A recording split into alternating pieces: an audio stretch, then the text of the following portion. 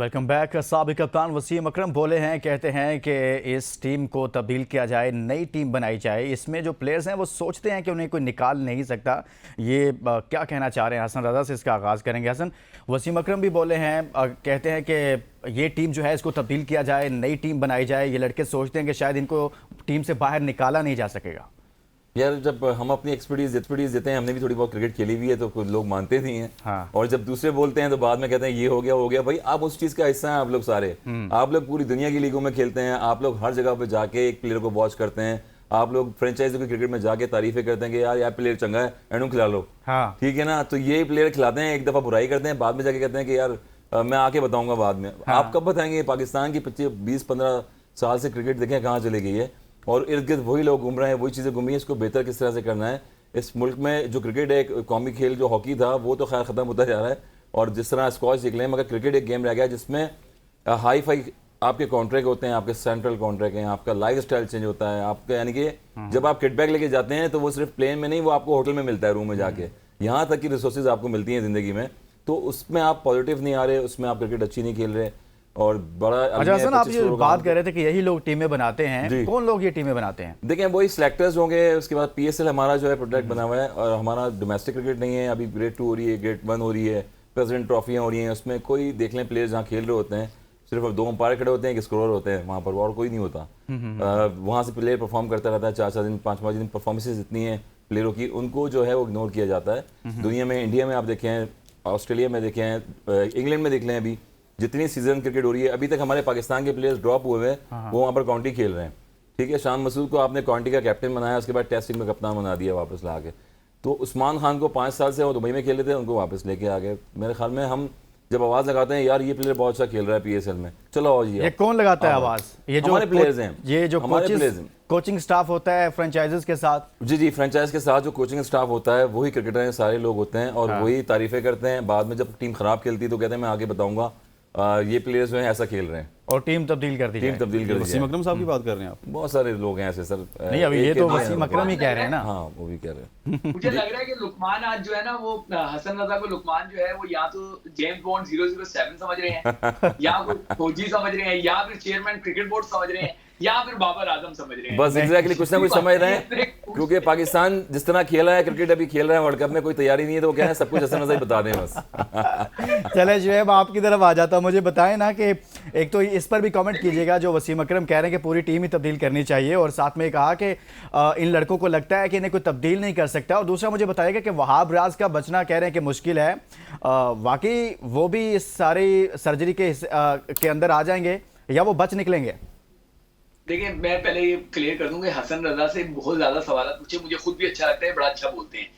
मेरा सवाल ये कहने का मकसद कि उनसे ही सारे करैक्टर में आप पूछ रहे हैं, क्यों आप इतना पूछ रहे हैं कि जैसे वो ये सारे फैसले कर रहे हैं, वो एक्सपर्ट बता सकते हैं। मैं सिर्फ ये कह रहा हूँ, हसन अच्छी बात करती है, लेकिन with due respect of Hasan, Wasim Akram एक बहुत बड़ा नाम है, और पाकिस्तान क्रिकेट में मैं समझता हूँ दुनिया क्रिकेट में जब भी कोई टीम बनती है, वसीम अकरम के बगैर नहीं बन सकती। और पाकिस्तान ने जावेद मियांदाद, वसीम अकरम जैसे खिलाड़ी पैदा किए हैं जो सदियों में पैदा होते हैं।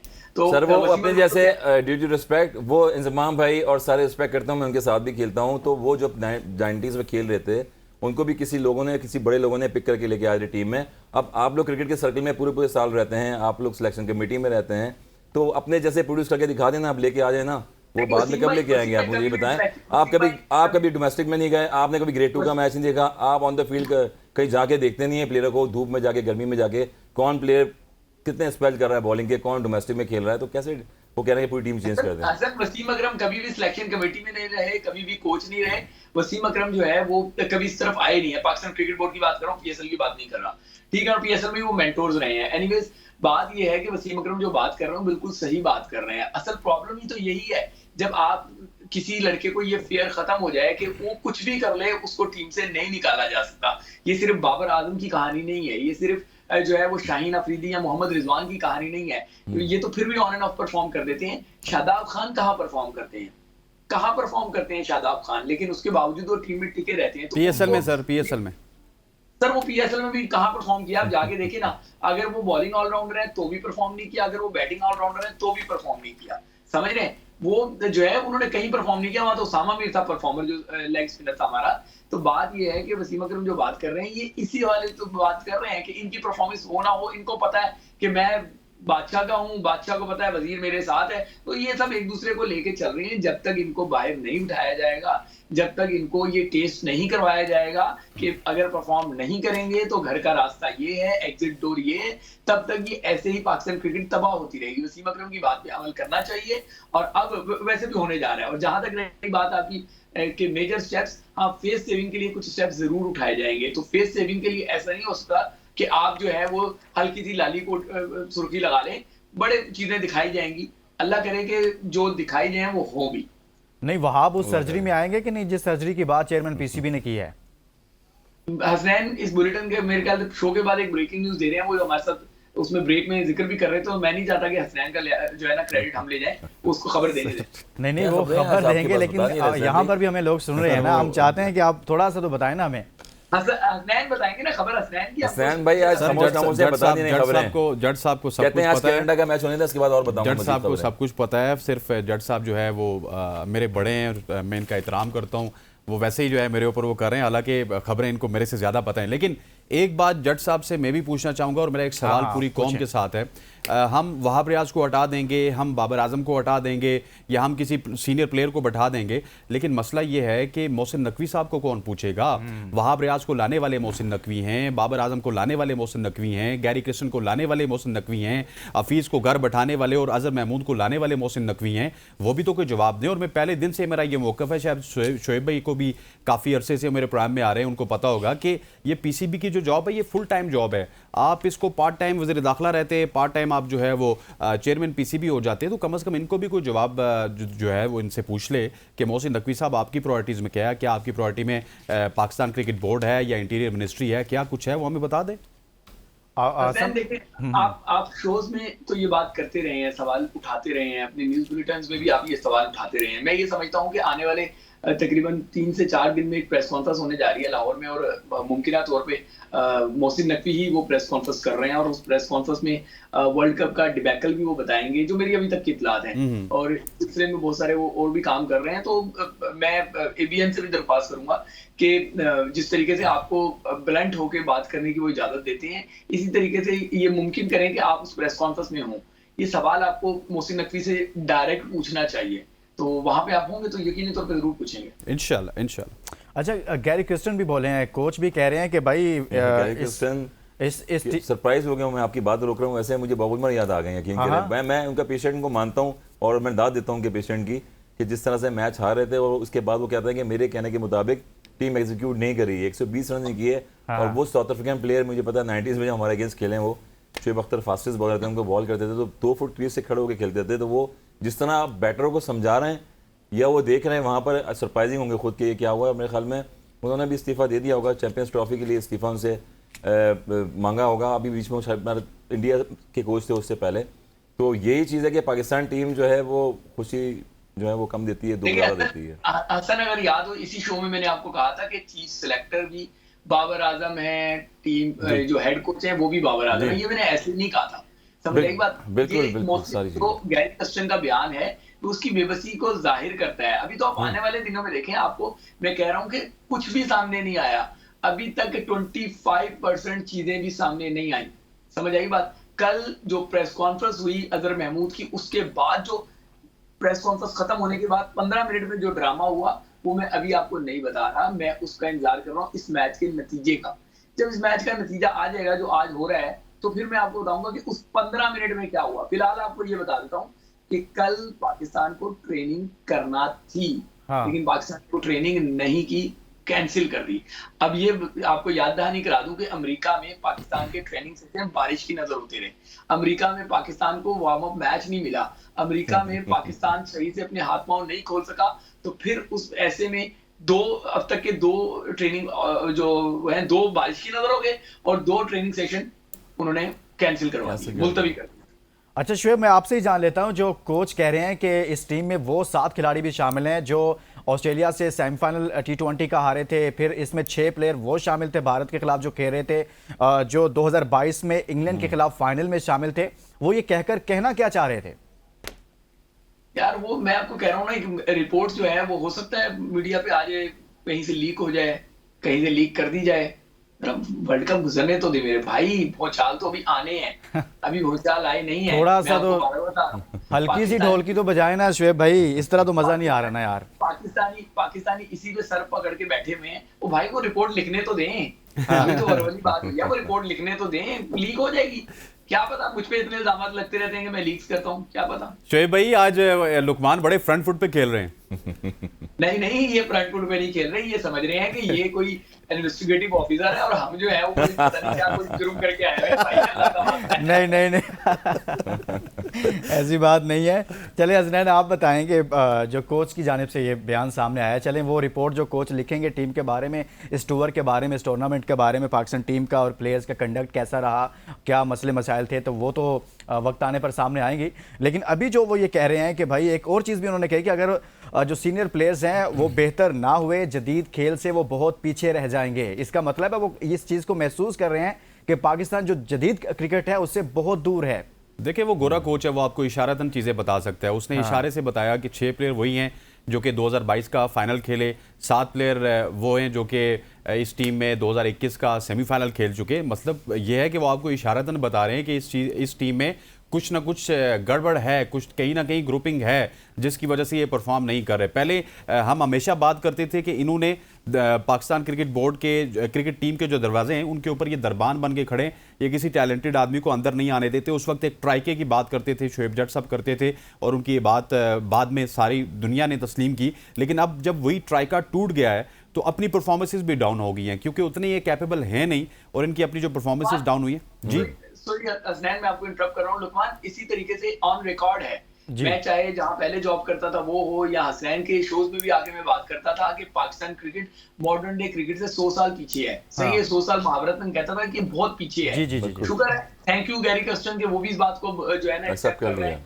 कि हम जो है बाहर हैं। अभी बहुत सारी बातें और मेरी कही हुई साबित होंगी, वो आपको आने वाले दिनों में नजर आ जाएंगी। जब तक ये अपनी रविश नहीं बदलेंगे, और रविश देखें, अगर आप ये समझते हैं ना कि आप किसी को डांट देंगे और रविश बदली जाएगी, नहीं, आपको नासूर को बाहर फेंकना होगा। नासूर को जिस्म के साथ ले लेके नहीं घुमा जाता, नासूर को बाहर फेंकेंगे तो ही जिस्म हेल करेगा। सही है। हसन, आप क्या कहेंगे जो कोच बोले हैं? एक तो उन्होंने कहा कि 7 प्लेयर वो हैं जो सेमीफाइनल में थे, 21 में, फिर 22 में 6 प्लेयर वो हैं जो 22 का वर्ल्ड कप का फाइनल इंग्लैंड के खिलाफ खेले थे। एक तो ये बताइएगा कि वो किस तरफ इशारा करें, और दूसरा वो कह रहे हैं कि जी अगर जदीद खेल से अगर इन्होंने अपने आप को ठीक ना किया तो ये जदीद खेल से बहुत पीछे रह जाएंगे। बिल्कुल पीछे तो ऑलरेडी रह गए। हम जिस तरह बता रहे हैं, मॉडर्न क्रिकेट आप देखें, एसोसिएट की टीम में देखें कितने इंप्रूव करके आई है। इंग्लैंड ने मॉडर्न क्रिकेट शुरू की है, अब तक जिस तरह से वो खेल रही है आउटस्टैंडिंग। उनके अगर वहाँ बारबाडोस में मैच हो रहे हैं या यूएस में भी हो रहे हैं तो एक टीम जल होती हुई नजर आ रही है। और पाकिस्तान का एशिया कप से हम देखते हुए आ रहे हैं कि कभी कोई अनफिट हो गया, कभी कोई अनफिट हो गया, तो कहीं ना कहीं जो फ्लॉज हैं वो नजर आ रहे हैं। उसके बाद रिजवान का जो वकअप है वो नजर नहीं आ रहा है। कैप्टनसी में देखें तो बाबर आजम मिड ऑफ पे खड़े हुए हैं। हमेशा 11 प्लेयर्स जब खेलते हैं ग्राउंड में उठ के और जब आते हैं तो ऑन द फील्ड उनकी बॉडी लैंग्वेज नजर आती है। हमें थ्रू आउट देखें 120 रन किए, उसमें बॉडी लैंग्वेज नहीं थी। यूएसए के अगेंस्ट अगर आप देखें तो बॉडी लैंग्वेज नहीं थी। तो अब जितने भी चांसेस मिल चुके हैं आपको 4-5 साल से, ये रिसोर्सेज हैं। बाबर आजम कैप्टनसी कर रहे हैं, चेयरमैन के साथ भी मीटिंग्स हो रही हैं, बॉलिंग कोच के साथ भी हो रही हैं। फिर कोच अभी 2 हफ्ते तो हुए हैं गैरी कर्स्टन को आए हुए, मेरे ख्याल में उनका कोई कसूर नहीं है। वो कहते हैं कि मैं जो एग्जीक्यूट करने के लिए बोल रहा हूँ वो आप लोगों ने किया ही नहीं है। फ़खर जमान जब स्ट्राइक एंड पे खड़े हो गए तो मेरे ख्याल में फ़खर जमान को उन्होंने कहा था कि वो स्ट्राइक करेंगे, और इफ्तिखार जब रोप पे गए तो उन्होंने जाके बोला मैं स्ट्राइक करूंगा।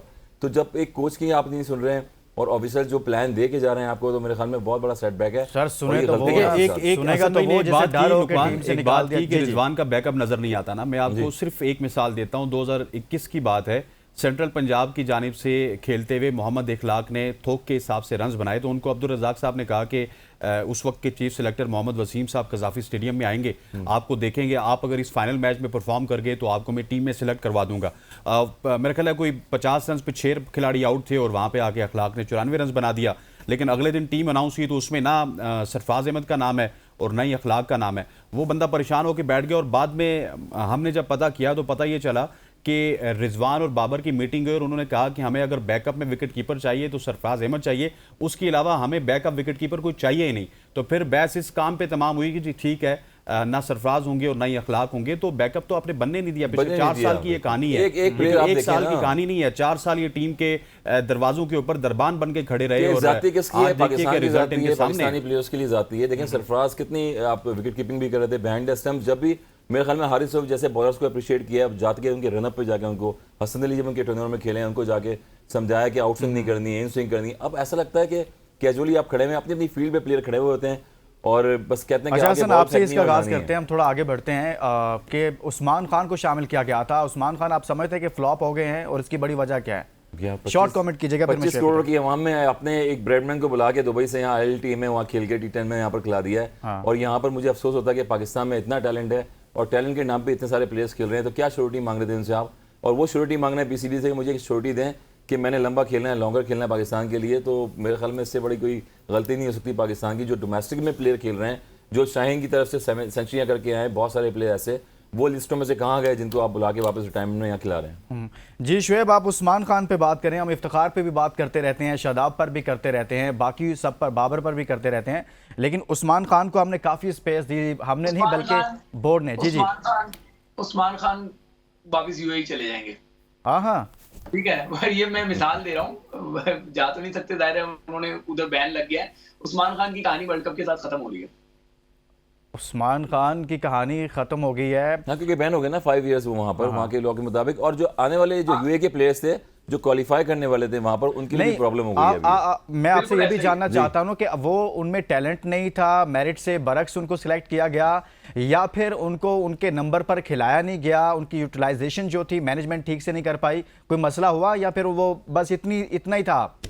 देखिए बात सुने, जब उस्मान को सिलेक्ट कर रहे थे तो उसको जो गारंटियां दी गई थी उसमें ये गारंटी नहीं थी कि आपको ओपन कराएंगे। और उस्मान को भी पता था कि मैंने जो है वो, देखिए ये मैं एक बात बताऊं, यूएई की तरफ से वो 1000 मैच खेल लेते और पाकिस्तान की तरफ से 10 मैच खेल लेते तो मैं इक्वल होता। क्यों? क्योंकि यूएई ने भी सफर तय करना है। पाकिस्तान खेलने की वजह से पूरी दुनिया में उनके जो लीग्स के कॉन्ट्रैक्ट खुलेंगे, बाकी चीजें खुलेंगी, वो यूएई से खेल के नहीं खुलनी थी। ये बात समझने की जरूरत है। आप अगर समझते हैं कि उस्मान ने ये जो डील की है इसमें घाटे का सौदा किया है, घाटा सिर्फ पाकिस्तान को हुआ है, उस्मान को खिला के घाटा हुआ है पाकिस्तान को, और एक अपने टैलेंट का या एक मेरिट का कत्ल करके पाकिस्तान को घाटा हुआ है। उस्मान को कोई घाटा नहीं हुआ। उस्मान इतना ही प्लेयर था जितने उसने परफॉर्म किया है। PSL आपको मानना होगा वो रिटायर्ड खिलाड़ियों की क्रिकेट है, वहां का स्टैंडर्ड बहुत नीचे आ चुका है।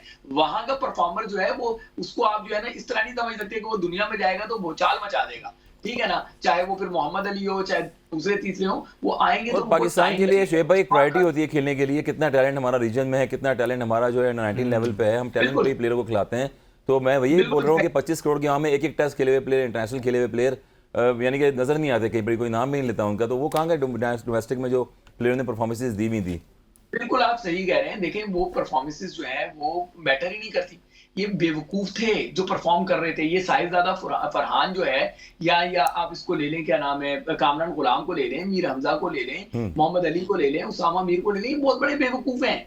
वो भाई इस पाकिस्तान में जो रस्सी के अंदर परफॉर्म करता है उसकी कोई औकात ही नहीं है, उसकी कोई वुक्कत ही नहीं है, उसकी सर्विसेज या उसकी परफॉर्मेंसेज मैटर ही नहीं करती। जो रस्सी के बाहर, रस्सी के अंदर यानी कि ग्राउंड, जो रस्सी के बाहर यानी कि होटल्स, ठीक है, खिलाड़ियों की पार्टियां, दोस्तियां, यारियां, जो वहां परफॉर्म कर लेता है, जो वहां अपने आप को मनवा लेता है, वो फिर हर जगह खेल पाता है। अंदर की कोई औकात ही नहीं है यार, आप क्या बातें कर रहे हैं? बिल्कुल, मैं आपको लुकमान थोड़ा जी हसनैन करेंगे। तो आपने शोएब जट साहब ने एक लफ्ज़ ठीक कहा। आपने उनसे पूछा था ना कि उस्मान खान की कैपेबिलिटीज़ कितनी है। देखिए मैं आपको एक मिसाल देता हूँ, इंडिया के खिलाफ आपकी 11 खेली और 11 में सबसे सुपर डुपर आपको परफॉर्मर कौन लगा? मुझे आपसे नसीम शाह ही लगा ना। नसीम शाह क्यों लगा? क्योंकि नसीम शाह आपकी रेड बॉल क्रिकेट को फोकस करता है, वो आपके टेस्ट मैचेस खेलता है, वो फर्स्ट क्लास खेलता है, वो लिस्ट ए खेलता है। क्लब के मैचेस मैं उनको खुद पिंडी में देखता रहा हूँ, वो पिंडी में जो है क्लब के मैचेस खेलते रहे।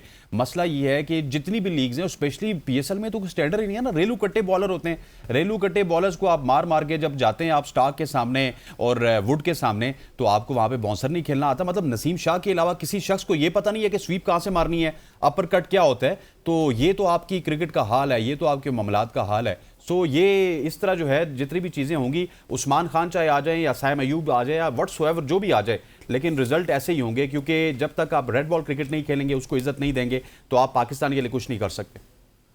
सही है। तो फिर उस्मान खान की क्रिकेट आप भी खत्म समझते हैं पाकिस्तान की तरफ से? डेफिनेटली टेक्निकली बहुत ज्यादा टेक्निकली तो बहुत ज्यादा फ्लॉज हैं। आप देखें कि उठा के शॉट मार दिया, अपने लॉन्ग ऑफ की तरफ फील्डर खड़ा हुआ है। इट मींस कि जिस प्लेयर को मेरे क्रिकेट में अगर जिस प्लेयर को बैटर्स को सिंगल खेलना नहीं आया है, वो प्लेयर ही नहीं है। जी जी शुएब। हसन सॉरी आपको इंटरप्ट कर रहा हूँ जी उसके स्किल्स की वजह से, उसके टैलेंट की वजह से उसकी क्रिकेट पाकिस्तान से खत्म नहीं हो रही, या वर्ल्ड कप में उसकी कहानी खत्म नहीं हो रही। उसकी कहानी यह है कि जो गारंटी देने वाले हैं उनकी कहानी खत्म हो रही है, तो उस बेचारे की कहानी कैसे चलेगी? हाँ, कैसे चलेगी? बिल्कुल श्योरिटी दी गई है कि मुझे कितने मैचेस मिलेंगे, और यही वो प्लेयर हैं जो डिवीजन 2 में उनको कॉन्ट्रैक्ट मिला था पीसीबी का 2 साल पहले, वो छोड़ के गए थे, यूएई की तरफ से क्लब क्रिकेट खेल रहे थे। लास्ट में कमेंट करते हैं हम आज के मैच के हवाले से। हसन, आपको क्या लगता है कि पाकिस्तान इतने दबाव में है? एक तरफ हमने इतने मसाइल पर भी बात की है, भारत से हम हारे, यूएसए से हम हारे, तो लगता है कि टीम आपको बड़ी एक यूनिटी नज़र आएगी, लड़ती हुई टीम नज़र आएगी, कोई ऐसी फाइट, कोई बेहतर टीम नज़र आएगी? देखिए अभी आयरलैंड के अगेंस्ट खेले हैं वो कनाडा वाले, और अच्छी बैटिंग कर रहे थे। बैटर्स देखा है कि इसमें जो एक 49 रन स्कोरिंग के लिए एक बैटर ने टॉप ऑर्डर आए, और जिस तरह से प्लेयर खेलते हैं ये एग्रेसिव खेलते हैं, नो डाउट। अब क्रिकेट मॉडर्न क्रिकेट हो गई है, मॉडर्न क्रिकेट में जो कोचेस हायर किए गए हैं वो यही बताते हैं, और अटैक पाकिस्तान पे ही होता है, वो इसलिए होता है क्योंकि पाकिस्तान मौके देता है दूसरी टीमों को। तो क्रिकेट T20 फॉर्मेट भी ऐसे ही है कि जहां पर 6 ओवर पावर प्ले के होते हैं अच्छे, अगर पाकिस्तान की पहले बैटिंग आ गई और 1-2 बैटर्स और आउट हुए मजीद, तो फिर ये डिफेंसिव की तरफ जाएंगे, क्योंकि never know anything can happen. जो T20 क्रिकेट होती है इसमें कहीं पर भी एक बॉलर का रिदम बनता है, खासतौर पर ऐसी पिचेस पे कि जहां पर सीम स्विंग भी हो रहा है बॉल और राइज कर रहा है बहुत ज़्यादा। तो 120 रन के मेरे ख्याल में अगर जो पाकिस्तान नहीं कर पाया, तो कनाडा अगर बीच में टॉस जीत गया तो पाकिस्तान को बैटिंग की दावत देगा, और कहीं ना कहीं मुश्किलात हो सकती हैं दोबारा पाकिस्तान। जी हसनैन, आप क्या कहेंगे? एक तरफ हम बात करें कि टीम में 3 ग्रुप हैं और दूसरी तरफ मैच भी है, क्या कहेंगे आप? सर ग्रुप पे रहे तो अब ज़्यादा बेहतर है, क्योंकि मुझे इस टीम से कोई उम्मीद नहीं है, और क्या प्रेडिक्शन करें हम? अमेरिका के खिलाफ हार गए, इंडिया के खिलाफ 120 रन नहीं बनाए, तो इट्स आई थिंक यूजलेस कि यहाँ पे कोई कमेंट करे कि हम आज उखाड़ पिछाड़ देंगे। अगर कुछ उखाड़ पिछाड़ दिया भी तो हम तो अभी मोहताज हैं कि पता नहीं 20 रन से हमने कनाडा से जीतना है, 20 रन से हमने उसके बाद आयरलैंड से जीतना है, और उसके बाद हमने दुआएं ये करनी है एज ए कॉम कि यूएसए इंडिया से भी हार जाए, आयरलैंड से भी हार जाए। मेरा ख्याल है पहले फोकस करना चाहिए हमें अपनी जीत पे, और अगर जीत गए तो उसके बाद फिर कोई उम्मीदें इस टीम से बंदा लगा सकता है, लेकिन फ़िलहाल तक मेरे हिसाब से ये टीम डिज़र्व ही नहीं करती कि अगले राउंड में जाए। शुएब, एक तरफ हम बात कर रहे हैं कि टीम में ग्रुपिंग है, इस तरह के मसाइल हैं, दूसरी तरफ आज हमारा मैच भी है पाकिस्तान का, तो टीम आपको किस रंग में नज़र आएगी फिर? आप देखिए बात सुने, मुझे आज के मैच में ना ये देखना है कि पाकिस्तान की भरपूर बैटिंग लाइन, हाँ, पाकिस्तान की भरपूर बैटिंग लाइन उसी ग्राउंड में, उसी हरीफ के खिलाफ जिसके खिलाफ कनाडा ने 194 रन बनाए थे, 159 रन बना सकी थी। तो मेरे लिए तो भाई प्रेडिक्ट करना जो है वो ऐसे ही है कि मैं प्रेडिक्ट करके एक मरतबा फिर जो है वो लोगों को ये मौका दूं कि लोग कहेंगे इसको क्रिकेट आती है, इसकी क्रिकेट बड़ी टफ है। कि मैं उस दिन कह रहा था कि अमेरिका से जो है वो पाकिस्तान वैसे जीत ही है, हम 250 मारेंगे। अब मैं दोबारा नहीं इनकी वजह से अजीमत उठाना चाहता। मुझे ये पता है कि कनाडा ने उनके खिलाफ 194 रन बनाए थे, जिनके खिलाफ पाकिस्तान 159 रन बना चुका था। आउटस्टैंडिंग बैटिंग की थी, नो डाउट। क्या रिपोर्ट्स क्या हैं, पिच की क्या रिपोर्ट्स हैं? पाकिस्तान को टॉस जीतकर पहले बैटिंग करनी चाहिए, बॉलिंग के लिए जाना चाहिए? भाई बात सुने, पाकिस्तान को टॉस जीते हारे, बैटिंग करें बॉलिंग करें, जो भी करें बस ईमानदारी से करें, फर्क भी कोई नहीं पड़ता। जी ठीक है, बहुत शुक्रिया। शुएब जट साहब हमारे साथ मौजूद रहे, और इसी तरह से हसनैन लियाकत और हसन रजा हमारे साथ मौजूद रहे। सबका बहुत शुक्रिया। हमने बात की है पाकिस्तान टीम की हालिया परफॉर्मेंसेज और आज के मैच के हवाले से। इजाज़त दीजिए, अल्लाह हाफ़िज़।